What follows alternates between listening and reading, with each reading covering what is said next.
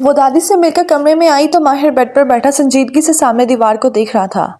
इतना शांत वो कभी नहीं होता था। माहिर जी, आप यहाँ ऐसे क्यों बैठे हैं? चलिए ना, बाहर चलते हैं। अरीशा ने इसका हाथ पकड़कर उठाना चाहा, लेकिन इसने बिना देखे अरीशा का हाथ झटक दिया, जिस पर अरीशा बहुत हैरान हुई। क्या हुआ माहिर जी? नाराज है आप मुझसे? वो गुस्सा होकर भी ऐसी हरकतें करता था। अरीशा से करीब बैठी और एक हाथ से उसका चेहरा अपनी जानिब किया। Stay away from me. माहिर ने ना सिर्फ इसका हाथ झटका बल्कि उसे धक्का भी दिया। वो माहिर नहीं, कोई और था, जिसके चेहरे पर ना मासूमियत थी, ना होंठों पर मुस्कान। माहिर जी, अरीशा घबरा गई कि आखिर इसे क्या हुआ है। कहा ना, दूर रहो मुझसे, दूर रहो, दूर रहो। माहिर ने सर पकड़ते हुए जोर से चिल्लाना शुरू कर दिया। क्या हो गया माहिर जी? आप ऐसे क्यों कर रहे हैं? इधर देखिए। इधर अरीशा ने हाथ इसकी जानिब बढ़ाया, लेकिन माहिर फौरन अपनी जगह से उठ गया। जाओ यहाँ से, जस्ट गो, जाओ। वो दीवानावार अपना सर पकड़े चिल्लाता रहा और आंखें मूंदे सर को जोर से दबाने लगा, जैसे इसका सर फट रहा है। इसकी हालत देखकर अरीशा को डर लगा।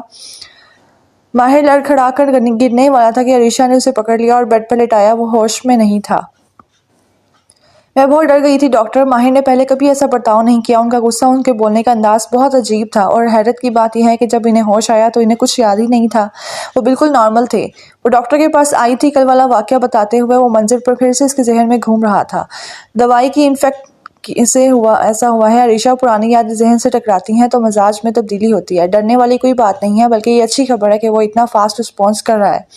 मेरी माँ तो तुम इसे साइकेट्रिस्ट पर में एडमिट कर दो। वहाँ हर वक्त इसका ध्यान भी रखा जाएगा और ट्रीटमेंट भी अच्छे से हो पाएगा। नहीं डॉक्टर, मैं माहिर को अपनी नज़रों से दूर नहीं भेजना चाहती कि इनकी जान की दुश्मन कभी भी कुछ भी कर सकते हैं। अगर वो मेरे सामने होंगे तो मुझे तसल्ली ही रहेगी और हिम्मत भी मिलेगी। अरीशा ने सहूलत से इनकार कर दिया। मैं तुम्हारे जज्बात समझता हूँ, ठीक है, जैसा तुम्हें सही लगे। ये नींद की गोली है। उन्होंने एक बातल इसकी तरफ बढ़ाई।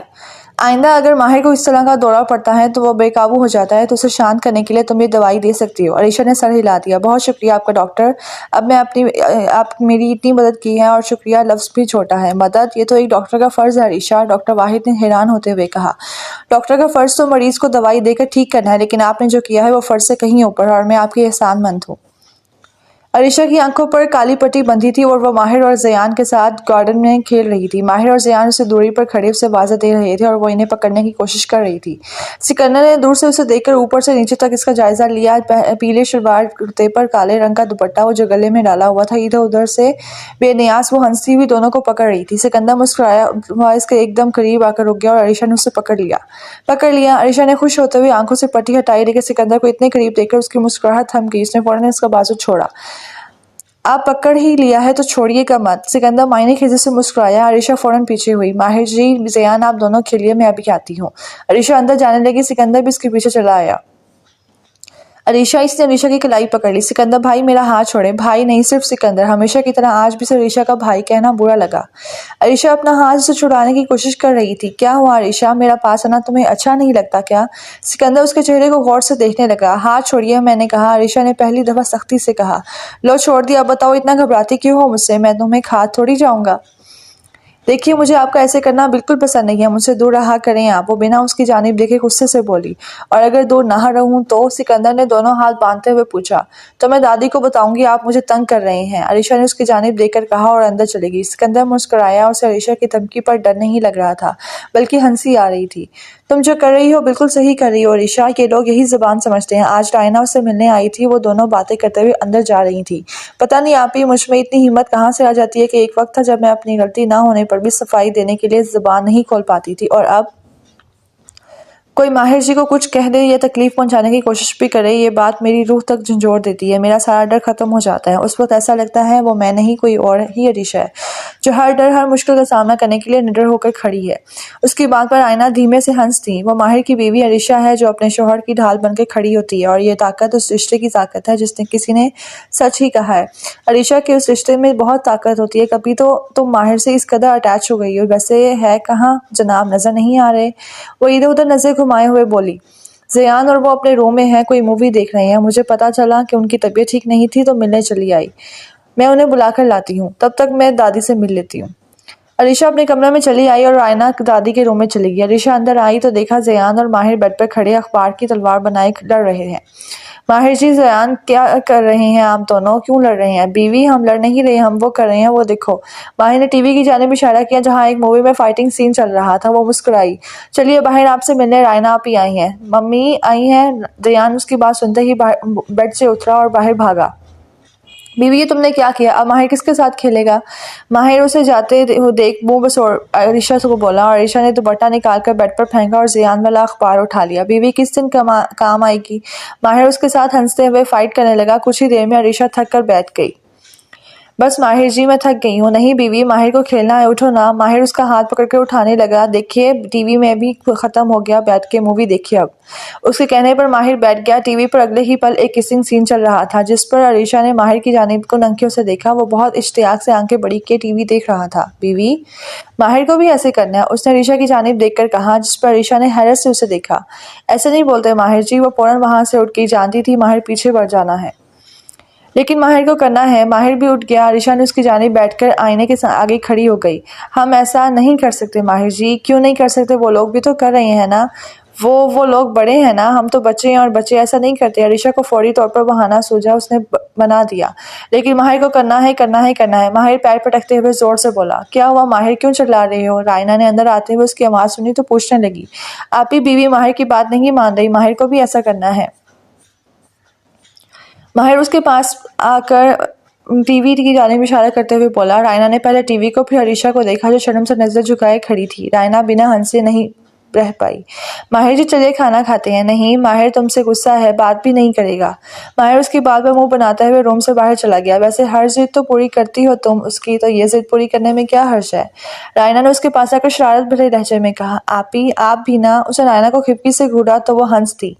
माहिर जी चलिए मुंह खोलिए जल्दी। माहिर के पास खाना लेकर आई और बेड पर बैठते हुए बोली। माहिर को नहीं खाना तो माहिर की फ्रेंड नहीं हो, कोई बात नहीं मानती। वो अब भी उससे गुस्सा था। ठीक है, अगर आप खाना खा लेंगे तो। अरीशा ने प्लेट टेबल पर रखी और उसके करीब बैठते हुए उसे लालच देने की कोशिश की, लेकिन वो पीछे हट गया। खाना नहीं खाना मैं। अरीशा की को समझ नहीं आ रहा था कि वो उसका गुस्सा कैसे खत्म करे। वो तो उसकी बात तक नहीं सुन रहा था। वो सोच ही रही थी कि अचानक लाइट चली गई और रूम में अंधेरा हो गया। बीवी, माहिर को डर लग रहा है, लाइट क्यों बंद हो गई है? माहिर ने घबराकर उसका हाथ पकड़ते हुए सर उसके शोल्डर से लगा दिया। अभी आ जाएगी माहिर जी। उसने माहिर को तसल्ली दी। माहिर उसे घबराई नजरों से देख रहा था और उसका चेहरा अरीशा के इतने करीब था कि वो उसकी सांसों की हल्की सी आवाज़ भी सुन सकती थी। उसने धीरे से झुककर माहिर के होंठों पर अपने होंठ रखे थे और उस लम्हे लाइट आ गई थी। अरीशा फौरन पीछे हुई। माहिर भी लाइट की जानिब देखते हुए उससे दूर हुआ। अब तो खाना खाएंगे ना आप? अरीशा ने उसके घूरते हुए कहा। माहिर ने सर हिला दिया और वो हंस दी। रहीम, ऊपर से मेरा फ़ोन लेकर आओ। आलिया जल्दी जल्दी में नीचे उतर आई थी। मुलाजिम को देख उसे कहती वो अपने बालों को ठीक करने लगी। कितना वक्त लगा रही हो, जल्दी आओ। सीढ़ियों पर मुलाजिम को देखकर वो चीख कर बोली। मुलाजिम घबराकर जल्दी जल्दी उतरने लगा। आखिरी सीढ़ी और उस पर उसका पाँव मुड़ा और वो तो पिलर का सहारे लेकर गिरने से बच गया, लेकिन फ़ोन नीचे गिरकर 3 हिस्से में बट गया। अरीशा वहीं सोफे पर बैठी अखबार पढ़ रही थी। उसने देखा आलिया गुस्से से मुलाजिम की तरफ बढ़ी तो उसे थप्पड़ मार दिया। यू इडियट, गधे, ये क्या किया तुमने? मेरा फ़ोन तोड़ दिया। आलिया ये क्या तरीका है? हाथ उठाने से पहले ये तो सोच लेती कि वो बहुत बड़े हैं तुमसे उम्र में। अरीशा फ़ौरन वहाँ आई। नज़र नहीं आता तुम्हें इस बेवकूफ़ ने मेरा फ़ोन तोड़ दिया? तोड़ा नहीं दिया, टूट गया गलती से। क्या तुमने कभी गलती नहीं हुई? इसका मतलब ये तो नहीं कि तुम उस पर हाथ उठा दो। रीशा गुस्से से बोली। तुम अपने काम से काम रखो और ये ज्ञान ना अपने पास ही रखो। ये देखना भी मेरा ही काम है आलिया कि मेरे घर में क्या हो रहा है। उनसे माफ़ी मांगो। अरीशा ने गुस्से से कहा तो आलिया के साथ रहीम ने भी उसे हैरत से देखा। वॉट? लगता है ठीक है, सुनाई नहीं देता तुमसे तुम्हें। मैंने कहा उससे माफ़ी मांगो। अरीशा ने लफ्ज़ों पर जोर देते हुए अपनी बात दोहराई। मैं इस नौकर से माफ़ी मांगू? हाँ, इस नौकर से जो तुम्हारे सारे काम करता है, उस नौकर से जिसके बिना तुम अपाहिज हो। एक गिलास पानी का उठकर नहीं पी सकती, माफ़ी मांगो। मैं माफ़ी नहीं मांगूंगी, समझी तुम? आलिया, अगर तुमने इनसे माफ़ी नहीं मांगी तो आज से इस घर का कोई मुलाजिम तुम्हारा कोई काम नहीं करेगा। तुम्हें अपने काम खुद करने होंगे और तुम जानती हो कि मैं ऐसा कर सकती हूँ। अरीशा ने उसे जताते हुए कहा। आलिया पहले हैरान हुई, फिर उसे झटका लगा। आई एम सॉरी, वो उसे गुस्से से बोली। इन्हें अंग्रेजी नहीं आती आलिया, हिंदी या उर्दू का इस्तेमाल करो और थोड़ा नरमी से। एहसान नहीं कर रही तो कोई। अरीशा ने टोकने पर से नागवारी से उसे देखा। माफ़ करना, गलती हो गई। मुलाजिम से माफ़ी मांगकर वो अरीशा को नफरत भरी नजर डालती हुई बाहर चली गई। कांच टूटने की जोरदार आवाज पर वो कमरे में आई। अंदर का मंजर देखकर उसके कदम दरवाजे में ही पत्थर हो गए। पूरा रूम बिखरा पड़ा था। ड्रेसिंग टेबल पर पड़ा सारा सामान ज़मीन पर बिखरा पड़ा था। दीवार पर लगा बड़ा सा आईना ज़मीन पर टुकड़े टुकड़े पड़ा था। माहिर जुनूनी कैफियत में बेड से तकियों को फेंककर चादर खींच रहा था। वह कमरे में मौजूद एक से बाद हर एक चीज़ को तबाह कर रहा था। सारे फोटो फ्रेम निकाल कर ज़मीन पर पटक रहा था और अरीशा को समझ नहीं आ रहा था कि क्या करे, कैसे उसे रोके। माहिर जी, माहिर ने बालकनी के दरवाजे पर लगे पर्दों को जोर से खींचकर फेंका। स्लाइड दूर खुला हुआ था, वरना वो इसे भी तोड़ देता। वो बालकनी में आ गया था। अरीशा खुद को संभालती घबराकर उसकी तरफ बढ़ी। उस वक्त वो जिस हालत में था, कुछ भी कर सकता था। अरीशा के पैर में कान चुभ रहे थे और वो उस तकलीफ को नजरअंदाज कर रही थी। माहिर बालकनी में लगी ग्रिल की दीवार को पैर मारकर तोड़ने की कोशिश कर रहा था। अरीशा ने उसकी पुष्ट रखते हुए दोनों हाथ बांधते हुए मजबूती से पकड़ लिया और उसकी जानिब पलटा। उसका चेहरा देखकर अरीशा को पहली दफा बहुत डर लगा। गुस्से से भरी आंखें सुर्ख हो गई थीं, बिखरे बाल और पसीने से भीगा चेहरा जिस पर दुनिया भर की सख्ती थी। उसने अलीशा के हाथ हटाकर उसे धक्का दिया और दोबारा दीवार को मारने लगा। नहीं माहिर जी, रुक जाएं। अगर वो दीवार टूट जाती तो वो सीधे नीचे जमीन पर जा गिरता। अलीशा ने बेबसी से रोते हुए उसका बाजू पकड़े उसे रोकने की कोशिश कर रही थी। दादी भी घर पर नहीं थी। रायना और ज़ियान को छोड़ने गई थी। वो इसे कोई किसी नौकर को बुलाने का भी नहीं सूझा। अलीशा के रोकने का उस पर कोई असर नहीं हो रहा था। छोड़ो मुझे।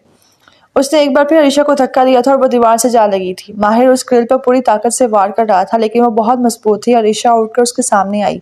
माहिर जी, शांत हो जाइए, मेरी बात सुनिए। अलीशा ने उसकी जानिब हाथ बढ़ाना चाहा। माहिर सख्ती से हाथ पकड़कर उसे पीछे धकेल दिया। अलीशा ने पूरी हिम्मत और ताकत जमा करके उसे अपनी तरफ खींचा और वो दोनों जमीन पर गिरे थे। माहिर ने दोबारा उठना चाहा था, लेकिन अलीशा ने उसका बाजू पकड़कर उसे रोका। रुक जाए माहिर जी, होश में आइए, देखिए मुझे। माहिर के ठीक सामने वो बैठी थी और माहिर उसे गुस्से से देख रहा था। अलीशा ने अपने कांपते हाथों से उसका चेहरा थामा था। प्लीज़ माहिर जी, ऐसा मत कीजिए, खुद को तकलीफ मत पहुंचाइए। आप जानते हैं आपको चोट लगती है तो मुझे भी दर्द होता है। और आप ही ने कहा था ना कि आप अपनी बीवी को रोता नहीं देख सकते। वो इसे इतने करीब से देखते हुए कहने लगी और माहिर खाली खाली नजरों से देखने लगा, जैसे उसने कुछ सुना ही ना हो। उसका सख्ती से भींचे लब धीरे से खुले थे। उसका चेहरे पर कोई सख्ती नहीं थी। उसने धीरे से आंखें बंद की और उसका अरीशा के कंधे पर गिर गया। मुझे बहुत डर लग रहा है डॉक्टर, अगर माहिर को कुछ हो जाता तो। डॉक्टर, अगर ये सब दवाई के असर हैं तो हो रहा है तो मुझे उन्हें दवाई नहीं देनी। उनका ठीक होना उनकी ज़िंदगी से ज़्यादा अहम नहीं है। मैं उनकी जान खतरे में नहीं डाल सकती। वो आज डॉक्टर को कल वाले हादसे के बारे में बताने आई थी और कहते हुए रो दी थी। अरीशा, रिलैक्स। नहीं डॉक्टर, आप नहीं जानते कैसी हालत हो गई थी उनकी, जैसे कोई जुनून सवार हो गया था उन पर। अल्लाह ना करे ऐसे में उन्होंने खुद को कुछ कर लिया तो। उनकी ज़िंदगी से बढ़कर कुछ नहीं है मेरे लिए। उसने अपने गाल पर बहते आंसू साफ किए। खुद को संभालो अरीशा, तुम्हें कमजोर नहीं पड़ना है। तुम ये सब उनको अच्छी जिंदगी देने के लिए ही तो कर रही हो ना। मुश्किलें तो आएंगी ही, पर तुम्हें हार नहीं माननी, चाहे डर के। उसे हमेशा के खतरे से बचाना है तो ये खतरा उठाना होगा तुम्हें। डॉक्टर ने पानी का गिलास उसकी तरफ बढ़ाया। अरीशा ने एक घूंट लेकर वापस रख दिया। एक बार फिर मैं तुम्हें वही सलाह दूंगा कि माहिर को सलाइन भेज दो। अक्सर ऐसी सिचुएशन आने पर फौरी इलाज की ज़रूरत पड़ती है। मैं जानता हूँ तुम्हारे लिए ज़रूर मुश्किल है, लेकिन हिम्मत करनी होगी तुम्हें, क्योंकि उसका दूर जाना ही बेहतर है। वरना उसे ऐसे देखकर तुम यूं ही कमज़ोर पड़ती रहोगी और एक दिन हार मान लोगी। इतना आगे बढ़कर पीछे मुड़ना बेवकूफ़ी होगी अरीशा। और ये भी सोचो, अगर वो लोग माहिर को ऐसे देखेंगे तो उन्हें भी शक होगा। उनकी बातों को समझते हुए अरीशा गहरी सोच में पड़ गई। उसे डॉक्टर की बात सही लगी। वैसे भी वो नफीसा और सिकंदर को कुछ कहते वक्त डरती थी कि वो माहिर को कुछ कर न दे। उसे महफूज रखना था और उसके लिए ये बेहतर ऑप्शन था। लेकिन डॉक्टर, अगर किसी को पता चल गया कि माहिर का इलाज चल रहा है तो किसी को पता नहीं चलेगा। बस कुछ दिन सबको इस धोखे में रखना होगा कि माहिर कहीं चला गया है, खो गया है। उसका ध्यान सिर्फ माहिर को ढूंढने में रहेगा। और बिल्कुल फिक्र मत करो, मैं तुमसे वादा करता हूँ कि माहिर को कोई तकलीफ नहीं होगी। उसका पूरा ख्याल रखा जाएगा, हिफाजत की जाएगी। मैं खुद ये जिम्मेदारी लेता हूँ। उन्होंने यकीन दिलाया और अरीशा को भरोसा था कि क्योंकि डॉक्टर ने अब तक उसकी इतनी मदद की थी। ठीक है डॉक्टर, अगर यही सही है तो। उसे गहरी सांस लेके कहा। वो माहिर को घर से शॉपिंग के बहाने लेकर आई थी, लेकिन जाने से पहले दादी को सब बता दिया था और माहिर को उनसे मिलाया था। दादी को अरीशा पर पूरा भरोसा था। उन्होंने उसके इस फैसले पर भी कोई एतराज़ नहीं किया और वो माहिर को लिए शॉपिंग मॉल आई थी और वहां से अपनी गाड़ी से निकलकर डॉक्टर की गाड़ी में बैठकर वो दोनों एक नए रास्ते पर चल दिए थे। ये इसलिए कि ड्राइवर को शक ना हो। बीवी, हम कहीं जा रहे हैं क्या? माहिर ने शहर से बाहर जाते रास्ते को देखकर पूछा। हम नहीं माहिर जी, आप जा रहे हैं। कुछ दिन आपको इन अंकल के साथ रहना है। उसने सामने गाड़ी चलाते शख्स की तरफ इशारा करते हुए कहा। नहीं बीवी, माहिर नहीं जाएगा तुम्हारे बिना। मेरी बात सुनिए, आपका जाना बहुत ज़रूरी है, इसलिए मैं आपको भेज रही हूँ। आप ही ने कहा था ना कि आप बीवी की हर बात मानेंगे। आपको भरोसा है ना मुझ पर? उसने माहिर का हाथ थामते हुए कहा। माहिर ने उसे माहिर ने उसने हरने से हिला दिया, लेकिन चेहरा मायूस हो गया था। तो बस फिर कुछ मत सोचिए, मैं जो कर रही हूँ आपके लिए ही कर रही हूँ। मेरे लिए बहुत मुश्किल है माहिर जी आपको खुद से दूर भेजना, लेकिन आपके लिए मैं ये जुदाई बर्दाश्त करना चाहती हूँ। आप वहाँ महफूज रहेंगी हर खतरे से। उसने माहिर को समझाते हुए कहा। वो चुप होकर उसे देखने लगा। गाड़ी सड़क के एक तरफ रुकी जहाँ डॉक्टर वाहिद खड़े थे। ड्राइवर उतरकर उसके पास चला गया। अपना ख्याल रखिएगा माहिर जी, अब आपके अंदर सिर्फ आपकी ही नहीं मेरी भी जान बसती है। अरिशा उससे गले लग गई। उसका दिल नहीं चाहा कि माहिर को अलग करे, लेकिन वो मजबूर थी। माहिर को जल्दी बुलवा लेना बीवी। वो बाहर निकली तो माहिर ने खिड़की से सर निकालते हुए कहा, बहुत जल्द हम साथ होंगे माहिर जी, और तब सब ठीक होगा। उसकी गाड़ी को अरिशा ने नजरों से बोझल होते तक देखा। उसने डॉक्टर के कहने के मुताबिक डॉक्टर घर में यही बताया कि माहिर कहीं चला गया। उसे गुम होने की कंप्लेंट भी लिखाई ताकि इन लोगों को शक हो जाए, यकीन हो जाए। नफीसा और सिकंदर उस खबर से परेशान हो गए थे, लेकिन सिकंदर ने उसे यकीन दिलाया था कि वो माहिर को ढूंढ लेगा। वैसे भी अभी उसके पास 2 महीने का वक्त था। अरीशा अपने कपड़े फोल्ड करके अलमारी में रख रही थी जब सिकंदर बिना दस्तक दिए अंदर आया। उसे देखकर अरीशा ने दोबारा रुख फेर लिया।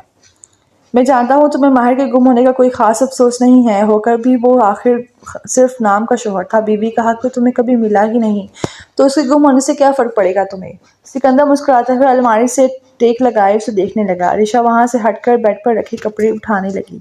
अफसोस की बात तो ये है कि तुम मेरी कदर नहीं करती। मैं तुम्हें इतनी अहमियत देता हूँ और तुम मुझे यूँ नज़रअंदाज करती हो। सिकंदर भी चलकर उसके पीछे आया। अरीशा दूसरी अलमारी में कपड़े रख रही थी।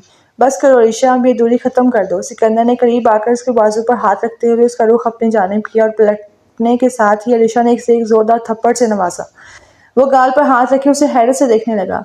खबरदार, जो आइंदा मेरे साथ ऐसी बेहुदा बातें करने की या मुझे हाथ लगाने की कोशिश भी की। अरीशा, सिकंदर ने गुस्से से कहा। अरीशा नहीं, अरीशा भाभी बोलो। मत भूलो कि मैं तुम्हारे बड़े भाई की बीवी हूँ और भाभी का दर्जा माँ के बराबर होता है। या फिर तुम इतने बदतमीज हो कि अपनी माँ से भी ऐसी बातें करने में तुम्हें शर्म नहीं आती। Just shut up, you shut up. तुमने क्या सोचा कि मेरे मुंह में ज़बान नहीं है, या मैं तुम्हारी बदतमीज़ियाँ इसलिए बर्दाश्त कर रही हूँ क्योंकि मैं तुमसे डरती हूँ।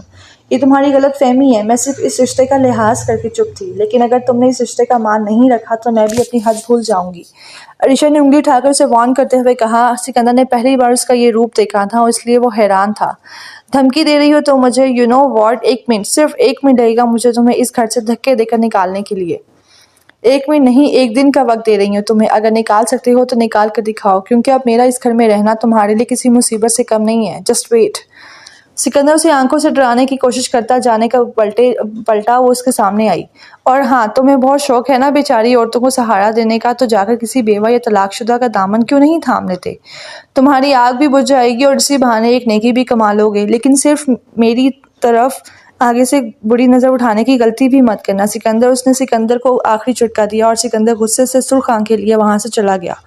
वो नहीं जानता था ये अरीशा माहिर की बीवी है, जो माहिर के जाने के बाद और मजबूत हो गई थी, क्योंकि उसे डर नहीं था कि माहिर को कोई तकलीफ पहुंचा देगा, इसलिए संभाल के चले। अब वो बेफिक्र नज़र अरीशा थी जो उनके लिए मुसीबत बनने वाली थी। आप सच में कुछ देखना नहीं चाहती, आपको दिखाई ही नहीं देता।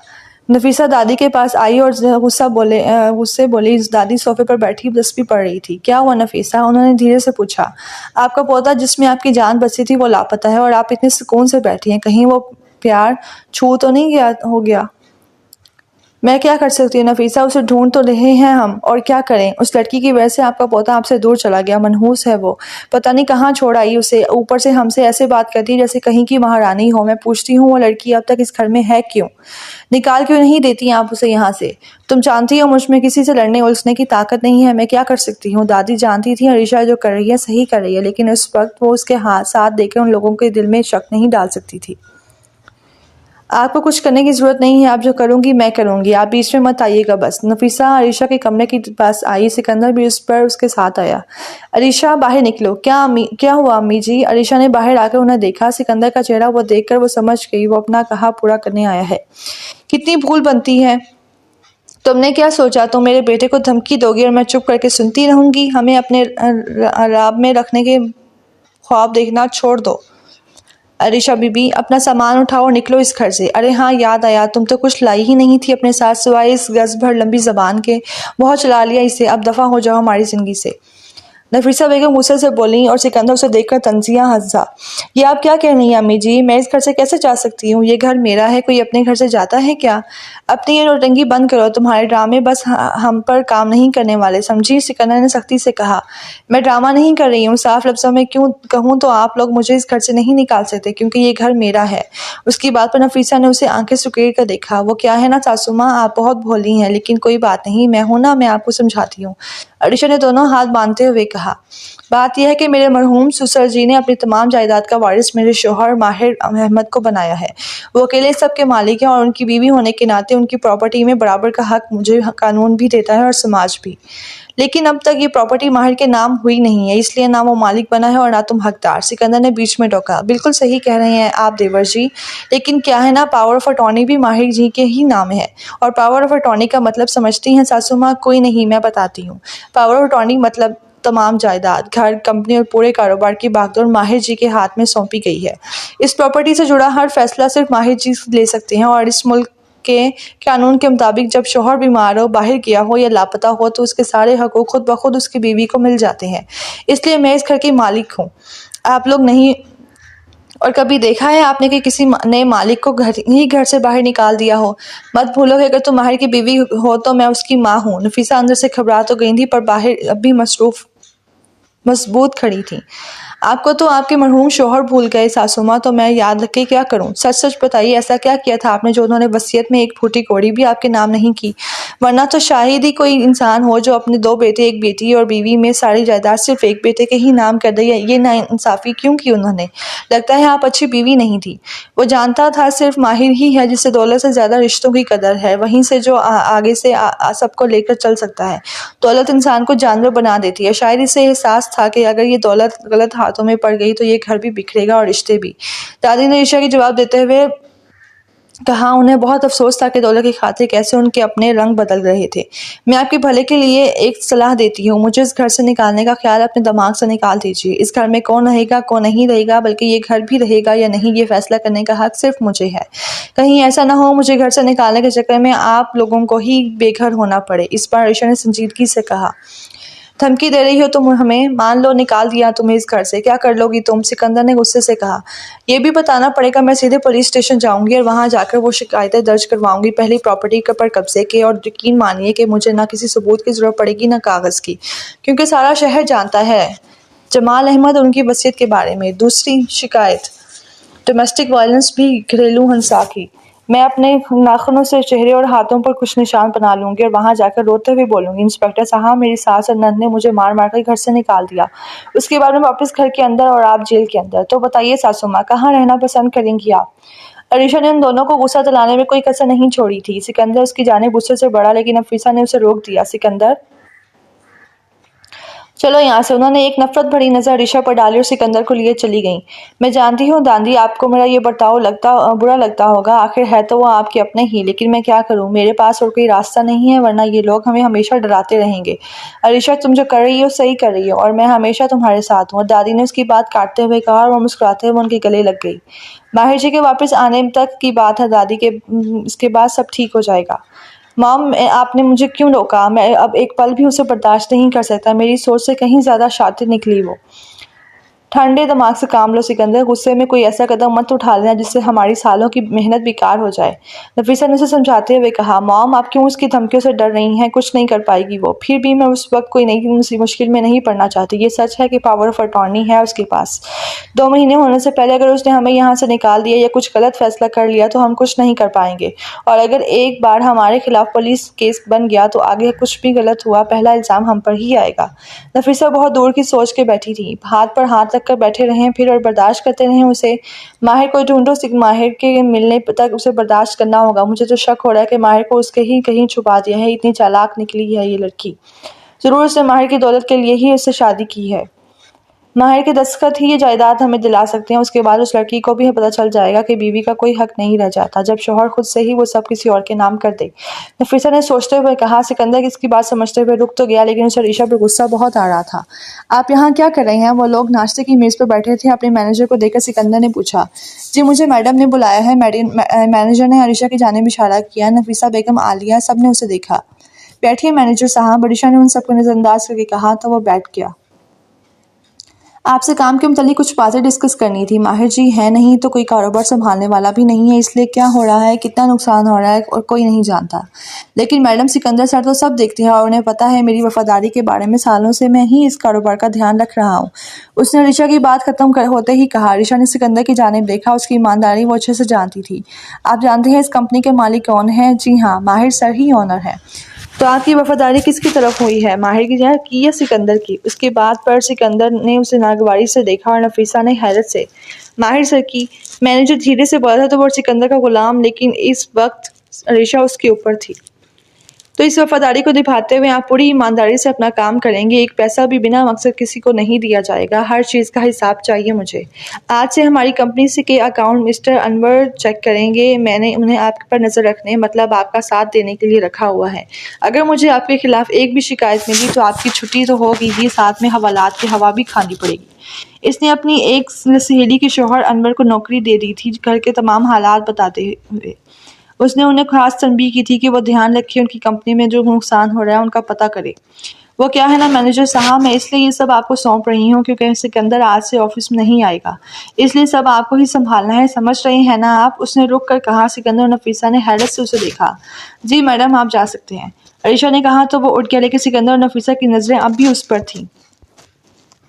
ये क्या नया तमाशा है? अब मेरे ऑफिस जाने से क्या प्रॉब्लम है तुम्हें? सिकंदर ने उसकी खामोशी पर खुद ही पूछ लिया।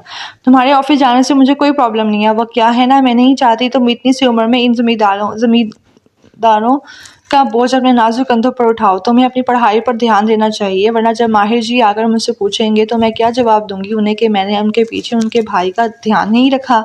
ये नहीं होगा मुझसे सिकंदर, है ना अम्मी जी? इसने अपनी बात खत्म करके नफीसा को देखा। शर्म नहीं आती तुझे? मुंह खोले सिकंदर। सिकंदर बोली जा रही है, इस रिश्ते का ख्याल करके भाई भैया ही बुला लेती कम से कम। नफीसा ने उसे शर्म दिलाई। इस बात पर ऋषा खुलकर हंसी और सिकंदर को देखा। मैं तो इन्हें सिकंदर भाई ही कहना चाहती थी अम्मी जी, लेकिन क्या है ना, कुछ लोगों को इज्जत रास नहीं आती। उन्होंने कहा है मुझे बोलना है कि मुझे सिकंदर बोला करो, सिकंदर बोला करो। अब अगर कोई इतनी जिद करे कि तू इंसान क्या कर सकता है ना सिकंदर? उसने सिकंदर की 12 बजती हुई शक्ल देखी तो हंसी रोक नहीं पाई। वो चम्मच प्लेट में पटक कर उठ गया। 3 महीने बाद। माहिर को गए हुए 3 महीने हो चुके थे। घर के हालात अब भी उसी तरह थे। अरीशा सिकंदर और नफीसा को उसी तरह हैंडल किए हुए थी और वो लोग माहिर के इंतजार में उसे बर्दाश्त करते आ रहे थे। माहिर को ढूंढने में सिकंदर ने कोई कसर नहीं छोड़ी थी, लेकिन फिर भी वो इसे नहीं ढूंढ पाया था। नफीसा को शक था कि अरीशा जानती होगी माहिर कहाँ है, लेकिन नफीसा ने उस पर काफ़ी दिन नज़र रखी और वो कहीं बाहर जाती नहीं थी, ना किसी से फ़ोन पर बात करती थी। जब कुछ नहीं पता चला तो वो खामोश हो रह गई। वो बालकनी में खड़ी बाहर देख रही थी। नजरें तो आसमान पर थी, पर ध्यान दूर कहीं माहिर के ख्यालों में था। माहिर के जाने के बाद से अब तक वो एक दफ़ा भी उससे माहिर से बात नहीं की थी। उसका हाल अहवाल डॉक्टर माहिर से ही मालूम करती रही। अरीशा।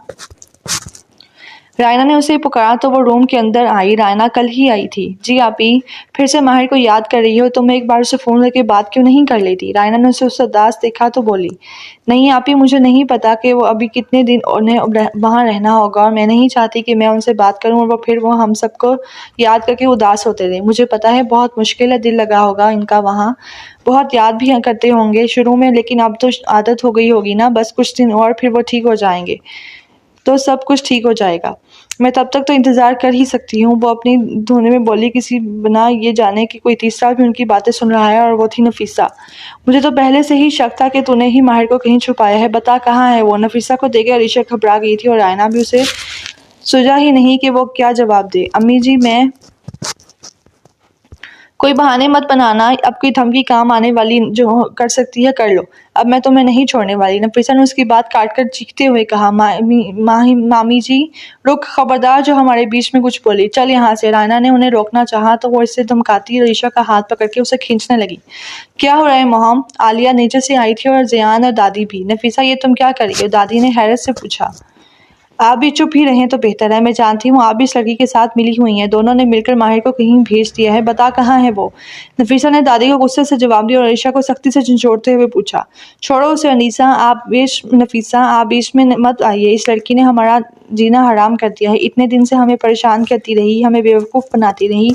3 महीने से हम माहिर को ढूंढ रहे हैं, पता नहीं इसने कहाँ छुपाया है उसे। नफीसा बेगम गुस्से से बोली। आवाज़ पर सिकंदर अपने कमरे से बाहर आया और वहीं से सब देखने लगा। बस नफीसा, बहुत हो गया। माहिर की सगी बनना बंद करो। तुम इसे लिए नहीं ढूंढ रही क्योंकि तुम्हें इसकी बहुत फिक्र है या बहुत प्यार है, बल्कि तुम लोगों को उस बात की फिक्र है कि अगर वो नहीं मिला तो तुम्हारे कागजात पर दस्तखत कौन करेगा। दौलत के लिए इतना गिर गए तुम लोग कि इंसानियत को ही मार दिया।